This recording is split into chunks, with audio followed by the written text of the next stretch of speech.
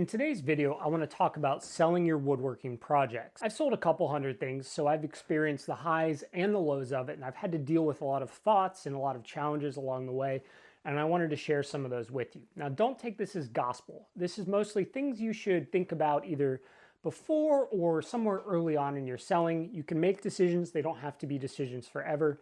Just things you need to keep in mind as you go along. The first thing is the hump that people have to get over. Should you sell? Is my stuff good enough to sell? It's kind of a bit of imposter syndrome where if you're a hobbyist or an amateur, you don't necessarily feel like your stuff is good enough to sell. There will be some people with unbelievable confidence who will not have this issue. But for a lot of us, getting past this point is maybe the biggest hurdle. I ran into this as well, and here's how I looked at it. I looked at it that no one knows whether I'm a professional or an amateur or anything. All they can view is the piece I made and the price and the description, whatever, right? Like I sell online mostly. I started online. So they have the pictures, they have the description, and they have the price. They know absolutely nothing else about me. Sure, there's a little bio, but anyone could lie in their bio. So most people aren't reading those anyways. So remember, when you go to a store, you're not necessarily buying based on, what you know about this random cereal company. You don't know if they're actually really, really good at producing cereal. Maybe they had a lawsuit 5 years ago about lead in their cereal. You're not thinking about that. You're looking at the product, what it's going to deliver you, and then the price of the product. And if those two things match, the kind of visual inspection and the idea of the functionality, whatever it is, and the price, you're more likely to buy that product. It doesn't really matter a whole lot for a lot of people, whether the person is a professional or an amateur. It just doesn't come into their mind, at least immediately. As long as you can get someone in the door looking, you've got a good chance from there. So don't worry about whether your stuff is good enough because the market will decide that. And no one is a professional. No one has sold something until they do. Maybe it doesn't work out for you, but you have to get over that hump. You are as good as someone thinks you are, and you don't know whether that kind of ratio adds up until you find out. And in all likelihood, the first person that buys that piece has never wondered at all whether you are a professional or not. Once we've got over that hump, we have a series of things we have to ask ourselves. And the first one is kind of important, at least starting on, because it determines prices, how many resources you pour into this. You've got kind of three options. You just want to continue funding projects, so little to no profit. You just want to pay for tool wear and tear and materials, and you just want to keep being able to build and paying for it and not having to have storage for the things you built. Option one. Option two, similar to option one, but you're making a little profit. Maybe you buy a few new tools a year. Maybe it fixes your air conditioning, whatever. You're not surviving on it, but it's gig. It's kind of side gig kind of money. And that can be a wide range, but we're just going to call it side gig money. You're adding a little extra income, but you are no means surviving on this. Option three, this is your whole plan. You are going to survive on this, pay for your house, feed yourself, etc. Now, most people do not start out here, and it's probably not a good idea to start out here. You may get here eventually, but these other two options, just self-funding or a little profit, we need to kind of look at those ahead of time because that's going to determine things like our pricing, our resources, what we pour into this, what we make. So let's say you're like me, you're kind of in this area over here, making a little profit, buying some new tools, fixing some stuff, whatever it is. It's side gig money. Okay, most people are starting there, so we're going to go down that path. The next question is, where are we selling? We've got two main options here, online, in person. Okay, those are kind of the main splits here. Maybe you get lucky enough one day and you're picked up by another company who sells the product for you. But for now, online at places like Facebook Marketplace, Etsy, or in person through local craft fairs or traveling craft fairs, something like that. Now, I personally don't have any real experience with craft fairs. That is not my thing. I'm an online person, but I've thought through both of these options early on. And one of the main things that led me to going online was where I live. This is going to depend upon kind of the population center, the money in the area. There aren't many craft fairs or flea market stuff near me. I live in a small-ish, rural, Midwestern kind of area town. It's not tiny, but it's not a place where there's a bunch of money and a bunch of people looking to buy stuff.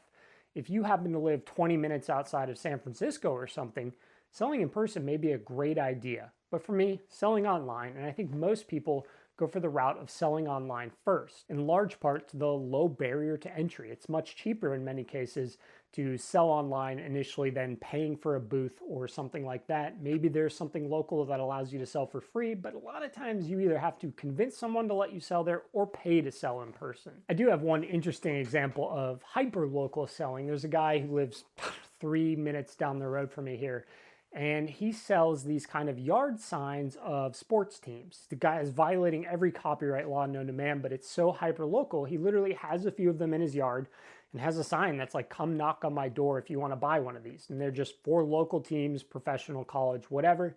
That guy sells hyper localized. If he ever gets caught, he's in a ton of trouble, but I don't think he ever will because he's not selling online. He's not traveling anywhere. So if you want to do that kind of thing too, that's certainly an option. I don't know if he's ever sold anything or not, but he's been doing it for years. So we're going to continue down this path. What's next? We are selling somewhere in the self-funding to side hustle gig kind of money. We've decided to sell online. What are we going to sell and how are we going to compete? Because these two are kind of tricky questions. The first one, what are we going to sell, in my opinion, diverges down three paths. We're going to build something we want to build, and we're just going to kind of try to sell the things that we want to build. We're not really going to think about a customer base or any of that. We're not building for someone else. We're building something we don't want to store it. We'd love to make some money, so we're going to put it out there and hopefully someone buys it. That's certainly option one. You're probably going to enjoy the building process more on this because you're building whatever you want. May not always be the best to sell something. Option two is the total opposite end of the spectrum, and I like to call this the cutting board option. You are going to make something that a lot of other people make, but a lot of people buy. There's a ton of competition, but a ton of people who've got money that want to buy the product. Total opposite end of the spectrum. You may not even enjoy making it. You may enjoy making it a little bit, but you may make some money if you catch on and it does okay. Option three, you want to find something that you enjoy making to an extent. It's not something you get to pick the project every time, but you're happy making the item. It's a little more less customer based, less competition, but down that route, you still get to enjoy the experience and you will likely sell some if your product is decent and priced right. I am more down this route. I sell something relatively niche. There's not a ton of customers. There's not a ton of money in it. I'm never going to survive off of it. And I enjoy making the things enough that I keep doing it. That was the route I chose. I didn't want to make cutting boards over and over. I didn't want to make, whatever kind of item where I have to compete with Wayfair and rich people buying from there and people on Walmart or whatever. I went down the route of more niche and I enjoy it. There's not a ton of people who buy it, but there's enough to keep me going. Okay, so how do we find that niche thing? Well, I stumbled upon mine. I got lucky. Somebody just asked me to build one. But if I were to kind of re-engineer how to get to that point, what I would do is I would first look at something I kind of know how to build, or at least construction techniques that I understand, woodworking techniques I understand, to get my limitations of what's even possible here. I would also think about what kind of money am I willing to put in here? Am I going to do I have enough money to buy all the wood for a bookcase or something like that that's really niche kind of made? Maybe, maybe not, probably not. So after that, I kind of look at what activities or hobbies am I into that's not woodworking related, and maybe it's more niche, but it has a community out there. What is something used in that hobby? And what is something that's used in that hobby that also people are always complaining about something with? This is a perfect way to find your own niche. Now, I can't guide you because I don't know your skills or what hobbies or interests you may have, but almost every hobby out there has something that has some people in it. There's some kind of product or thing that is commonly used, and there's something that people always complain about with the ones available to sell. You then insert yourself and you say, can I build this thing, and in what way could I fix this little problem that maybe people would have to pay more because it's no longer mass produced, but there would be people who want that problem solved. I can construct it, I can solve that problem, and they can then buy it from me. That, I think, is a route that is feasible for a lot of people to at least attempt. It's going to be harder to get into the cutting board market, and it's going to be much harder, I think, to just sell whatever you want to build. So if you're looking to just start off, attempt to find that niche route of something you are somewhat familiar with, something you can build, and a problem you can solve. People always love having their problems solved, and problem solving is one thing most people will pay for. So let's say you can pick any of these. That's totally fine. The next question is, how do we compete? And it applies to all of these. Well, we've got two ends of the spectrum here. We've got quality going on this kind of line right here, and we've got price, or which way do I want to do this? Price. Quality and price. We've got them over here. You can graph them however you want. You can have an extremely low price, an extremely high price, extremely low quality, extremely high quality. We'll just say these are all over the place on the map. How are you going to fit in here? You can pick anywhere that these intersect. You could have medium quality, medium price, lower quality, we'll just call it, lower price, or you can shoot for the moon because you're an unbelievable woodworker and you only want to make the best and you only want to try to sell the best, but boy is that price going to be high. So this is the most common way to differentiate a product. If you're in that kind of mass market thing, you're going to have to decide this. If you're in something super niche and it's kind of just you, I mean, you get to kind of pick what you want to do there. But for most people starting out, they don't want to spend a ton of money up front. And they're pretty darn good at woodworking, or fairly good, but they're not an expert. So they're probably not going to be competing with somebody who's got 80 years of experience and is making museum quality stuff, whatever that is. But you're good enough to make a pretty good product. You're also in the kind of, I want to self-fund or slightly hobby gig, so you don't need to make a living off of it. And you're willing to invest a modest amount to get started. We're going in that middle point of moderate to somewhat high quality, moderate to a little high price. I think one of the challenges for woodworkers is we struggle to make something not as good as we could, if that makes sense, right? We would struggle to make a super cheap, not crappy, but like less involved version of something. Let's say like a napkin holder. We could make a pretty nice thing, whatever it is. Or we could kind of take 4 pieces of wood and brad nail it together and stain it and sell it for next to nothing. And some people would buy that. But I think most of us would struggle to just do that just for the purpose of selling it. We usually want to have some level of enjoyment, some level of satisfaction of producing a thing. We want to be proud of it. So we're going to go somewhere closer to the higher quality end, but we don't have to go all the way. We don't have to make the thing out of ebony or anything like that, right? Okay, so we struggle to make cheap, so we're going to try to avoid that because it's just not going to be entertaining. It's not going to be fun.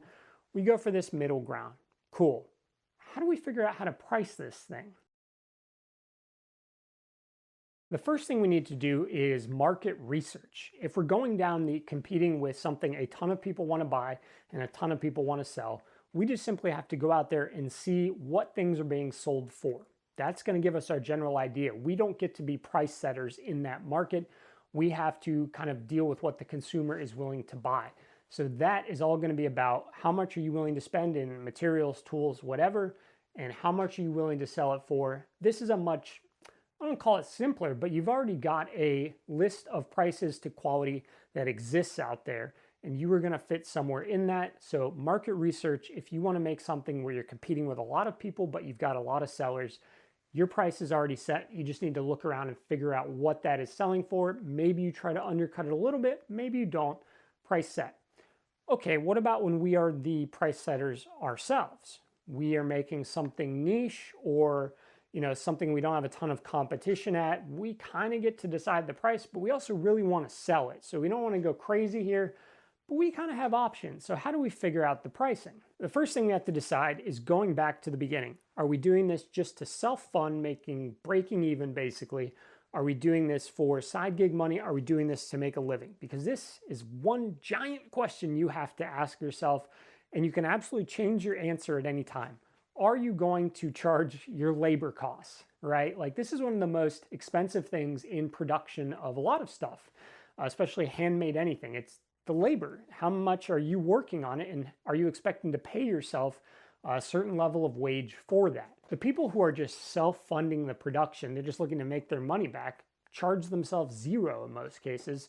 Side gig people, you charge yourself, maybe minimum wage, maybe a little lower, maybe a little above, but you're charging pretty darn low because you also want that price to be competitive and you don't need to survive off of it.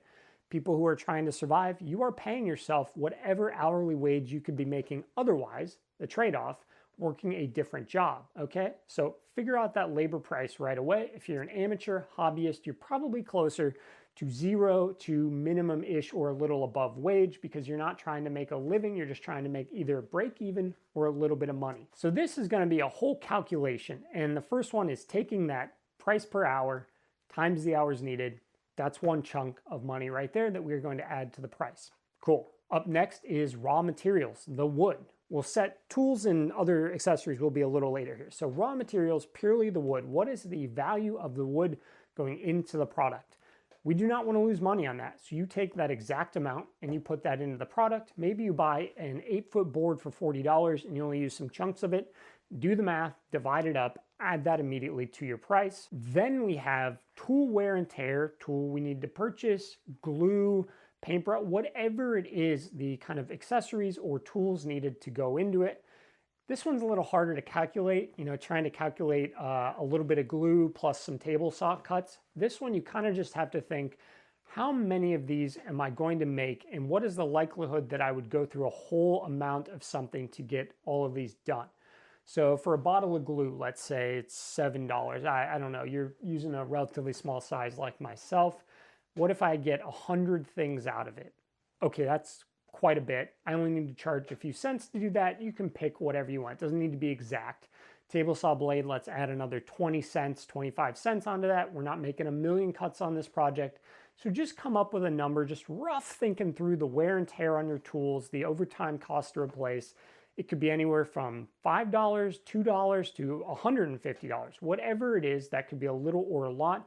But just think about the possibility that if you were to make a bunch of these, what would wear out and what would you have to buy more of to replace to actually produce it? What's next? Well, we're going to have the fees associated with selling. So if you're selling in person, that could be a booth that you have to rent. It could be the table you need to buy to bring. Could be whatever your gas money to get there. You're going to have to divide that up and appropriately place it with each product. So if you have 10 of them you want to sell, take that all into account, divide it up, put that amount into each one of them. If we're selling online, this is going to be platform dependent. I'm more familiar with Etsy than anywhere else. So 20 cents every 3 months per listing. So that goes into the item. 7.5%, oh boy, I should remember this, of a cut that Etsy takes from each one of them. There used to be a payment processing fee. I'm not sure if they work that still into the percentage. I believe now there's also a small upfront cost of maybe $15 or $20 one-time fee to open your shop. They claim it's to help stop scammers from opening a bunch of shops. I have no idea, but that exists now. So you need to take that amount, what is 7.5%, and we're going to take that at the end of the total price we come up with, and we're going to add that on top. But 20 cents a listing. Then we have things like photographs. Do we need to buy photography lights, even cheap ones? I have a pair of like $40 photography lights.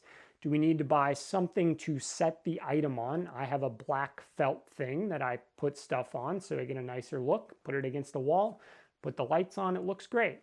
Those are costs that have to go in there. And again, you could add the cost of the felt to a single item and that's paid for itself, or you can break it up over and over.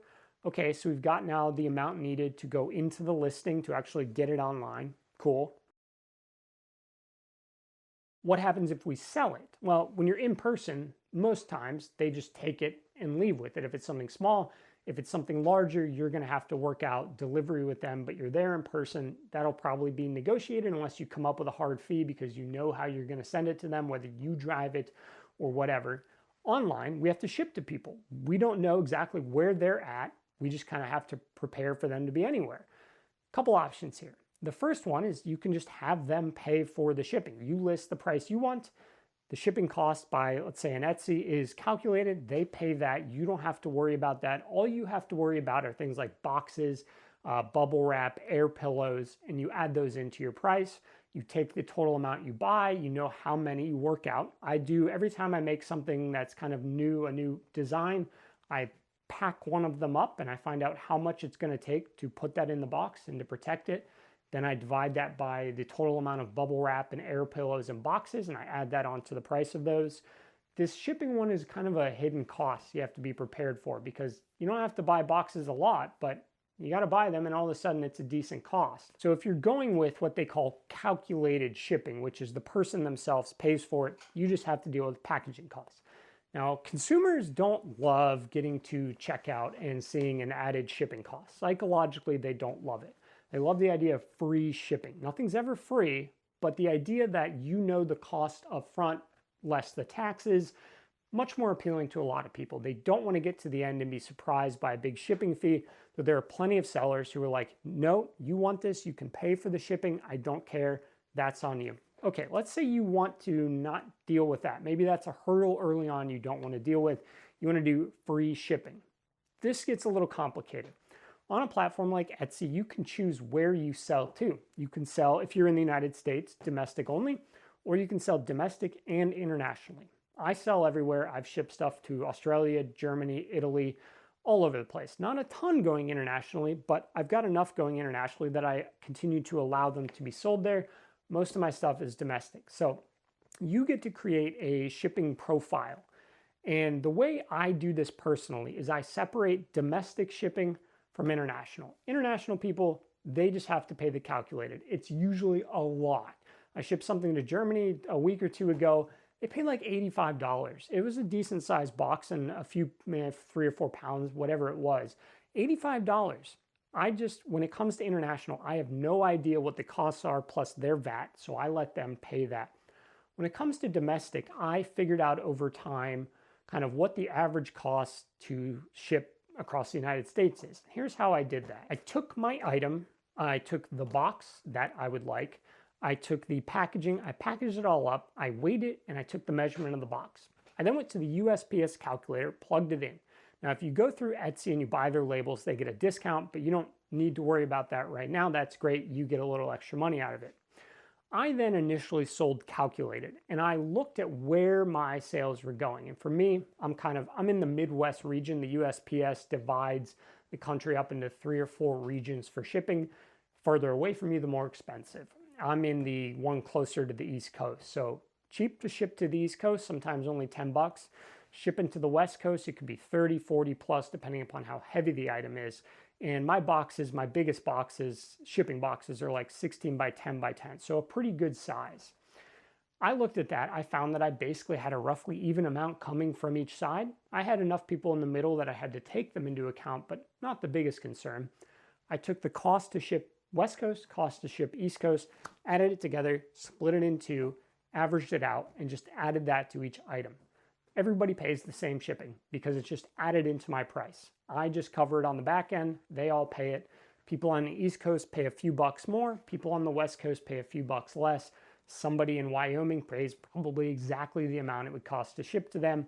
I didn't want to have to deal with anything else, pricing each individual item based on calculated or where it's going to go. I just said, we're all going to even this out. It's going to be included in the price. Everybody pays the same amount. Worked out perfectly fine for me. I've never had an issue with people complaining about the price due to shipping costs.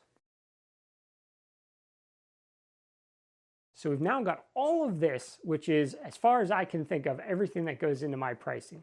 Your labor cost, your materials, your wear and tear on tools / accessories, your site kind of listing fees, what it costs for you to actually sell it, the materials needed to ship, as well as the shipping price. All of that gets packaged together, and then we take any potential fee we are going to lose to selling on a site. A place like Etsy has to make money. They take a percentage. Some places out there charge a lump sum and a percentage, or just a lump sum. It can go different ways, but I take that total basket price, I take that 7.5%, multiply it by, I know what I've got, 7.5% now. So $100, let's say I'm selling, 7.5% is $7.5. I'll just round that up to 110 bucks. That is where something that I would like to sell for 100, I now list it at, because I need to cover that 7.5%. You could round down, you could go exactly, you could sell it $107.50, however you want to do it. I usually round to make clean looking numbers. I think it's a psychological thing. People like either the .99 or a nice clean number. All right, we are at the point now, we've got our price, we know where we're selling, we know at least initially what we're looking to make back. How do we help ourselves sell more? We've already decided, are we going to price high, price low, quality high, quality low? Okay, that's fine. There are plenty of other people though that are possibly doing that same calculation. How do we set ourselves apart now? Well, I call this the be honest strategy. Honest photos, honest descriptions. If anybody asks you questions about the item, you answer them honestly. This will always help increase your chance of someone enjoying the product more than what they are expecting, which is always on the good side. I take photos with different kind of light on it so that depending upon what color of light their house is, whether it's that more yellowish warm tone or that bluish tone, they can see in different photos what the wood is going to look like in either of those. I don't want people surprised by the color of something when they get it. So I take photos with both of those. I've got the little Chinese photograph lights that click to different blue or that warm color. I would highly suggest doing that. I take photos from a bunch of different angles. A place like Etsy, you get 10 photos in one video. I take all 10 photos of different angles, different parts of it, stuff like that. I take a video that shows a large section of it as well as me using it, but I try to capture most angles in the video. I always make sure that the scale of the item is in the photos. I completely honest and totally descriptive in the description. A lot of people don't read. They purely look at something, they look at the price, the pictures, and they either click buy or they don't click buy. So do not rely entirely on people reading your description. If the item is something that needs to be known to be a very specific size, make sure there's something in at least one of the photos that is for scale, whether that's you, a person, or some other object. Something there has to give the buyer a visual of the scale, or else there will be people who will not read the description. They'll order it and it'll either be too big or too small because they didn't know what the scale was ahead of time. If there are any blemishes in it, disclose that. I sell some blemish things. If I scratched it or dented, or a lot of times it's something with the wood. Maybe there's a knot that kind of tore out a little bit, something like that. I don't throw the whole thing away. I've sold, I don't know, a handful of blemished items over the years. I slash the price by 10 or 15%, and I take a nice big photo of exactly what that blemish is, as well as describing it. I put that photo early in the photo lineup. I write blemished in the headline. I'm honest, and I've never had anyone who's bought a blemished item be upset. In fact, I've only ever gotten good reviews because they knew going in what they were getting. They decided the price was worth it. They were not surprised in any way. So take the be honest strategy, and it's going to help sell your items. Now, obviously, if you have any kind of photo editing skills, do not edit your photos to make the product look different. But it's never a bad idea to, let's say, clean up the wall maybe behind it. Maybe there's some scratches on the wall you want to hide, or whatever it is. Make your photos look clean. Some kind of contrasting color can really help set it apart. If it's a light item, we don't necessarily want it against a light background. We want a dark background, stuff like that.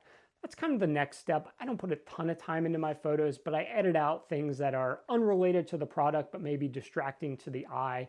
I don't have much experience, but if there's something on the wall or there's something on the kind of felt that I set the products on, maybe a dog hair got in there, I'm editing that little thing out because I don't want someone's eyes distracted by that. So good quality, honest photos and honest descriptions are really going to help, because mainly when somebody buys something and it's equal or better than what they thought, there's a good chance they're going to leave a review, and it's going to be a good review, and reviews help. We all like to buy something we can read review of. The hardest part mentally when you start is the wait. Some people, the wait will never end and it's just not going to work out. For other people though, the wait will be a week and it'll sell. For me, it was months. I waited months to sell something. It was, I don't want to say I'd forgotten about it or given up on it, but it was so long that I kind of thought it wasn't going anywhere. And that was a few years ago, and now I'm still building and selling.